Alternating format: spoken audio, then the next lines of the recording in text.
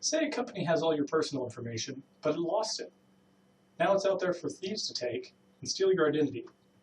Would you seek legal action against the company? Well, until September 18th, 2017, the company's service agreements normally outlined that when something like this happened, legal matters would go into arbitration rather than class action lawsuits. Arbitration is where the affected group dispute is resolved outside of the courts by a few arbitrators, who then decide the arbitrational award and how it is distributed amongst the group. Upon the new arbitration agreement rule by the Customer Financial Protection Bureau that went into effect on September 18th, companies could no longer default to arbitration if it was in their terms of service agreement. Being someone whose personal information was lost by Equifax during their recent security breach, I found myself spending a lot of time researching this topic. In order for customers who have been affected by the financial institution that has wronged them, Congress should not vote in favor of rejecting the new arbitration rule set in place by the Bureau. Now for a quick overview of what will be discussed. First, we will discuss the issues that forced this rule into creation. Second, we will cover what the rule does to fix the issues that caused its creation. Now let's move on to where this rule came from. In the late 2000s, a financial crisis plagued the U.S. and many businesses had to close their doors since they could no longer afford to stay open. However, some companies were seen as too big to fail and received bailouts from the government. In addition, or in an attempt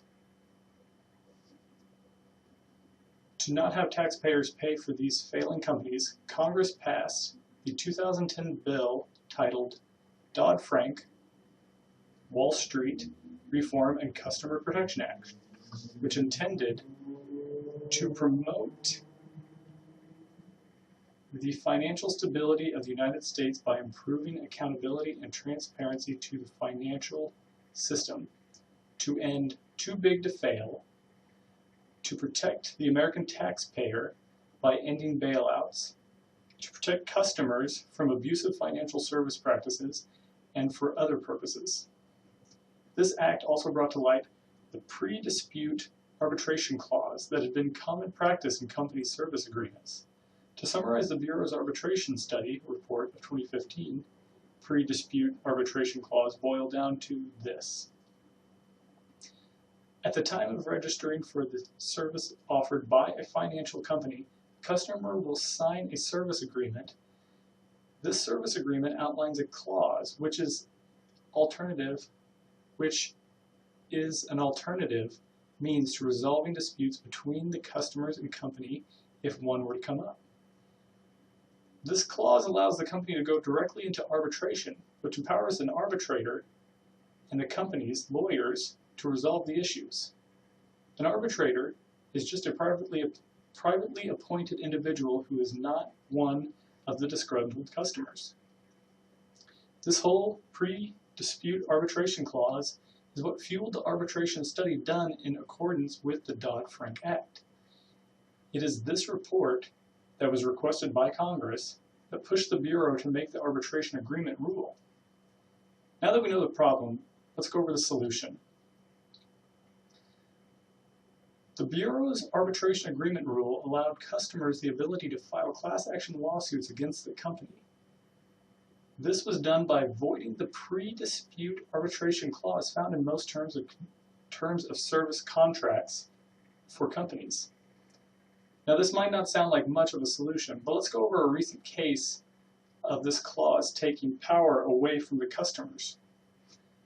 Back in July, Equifax, which is one of America's top 3 major credit reporting agencies, experienced the largest data breach in its company's history. According to their own public statement in July, this data breach affected 143 million U.S. consumers whose lost data consisted of their names, addresses, birthdays, social security numbers, and credit card numbers. although it was stated that only 209,000 customer credit card numbers had actually been lost. Immediately, customers were upset. Many started banding together. Some created websites that specifically outlined the steps taken in order to file a class action lawsuit with Equifax. This abruptly stopped, though, as it was found that Equifax had a pre-dispute arbitration clause in their agreements with every single customer. They were then able to go into private arbitration over this versus fighting a class action lawsuit. However, it was stopped on September 18th due to the Bureau's arbitration agreement rule. This meant that Equifax's service agreement clause was void. Then, as luck would have it, Congress decided to vote to nullify the rule that they had asked the Bureau to make on October 24th. The reason for this, according to White's 2017 article, was that representatives of and lobbyists for the financial industry have argued that arbitration is better for both company and consumer because class action lawsuits can be time-consuming and very expensive. However, the Bureau states that from its findings in the 2015 arbitration study reported to Congress that arbitration can be cumbersome and costly for consumers. Richard Cordley, the director of the Bureau, said that such clauses allow companies to avoid accountability by blocking group lawsuits and forcing people to go at it alone or give up. And that covers the problem and the solution. But much progress has been made to take power away from companies that were once believed to be too big to fail. Much more work can be continued to be done to ensure that the people remain in power and that the companies can't get off the hook for being irresponsible. I propose that Congress should reevaluate the nullification and reinstate the arbitration agreement ruling. Much work had already been done to get it to where it was by previous members of Congress.